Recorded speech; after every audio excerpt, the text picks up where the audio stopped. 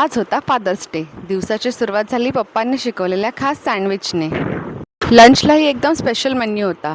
आमच्या घरातल्या फादर्सना मासे खूप आवडतात, म्हणून आज खास पापलेट आणि कोलंबीचा भेत होता. दिवसभर घरातच छान वेळ गेला. मग वाटलं फादर्स डे निमित्त काहीतरी छोटंसं पण खास करूया. रात्री डिनर नंतर शतपावली करत आम्ही पोचलो क्रीम चिल्समध्ये आईस्क्रीम खायला.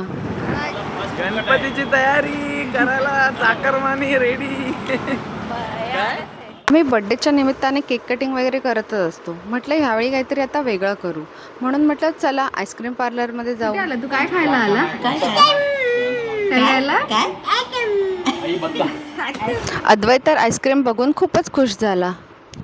तिथे आम्ही वेगवेगळ्या फ्लेवर्सची आईस्क्रीम ट्राय केली, गप्पा मारल्या आणि सगळ्यात महत्त्वाचं म्हणजे एकत्र छान फॅमिली टाईम एन्जॉय केला.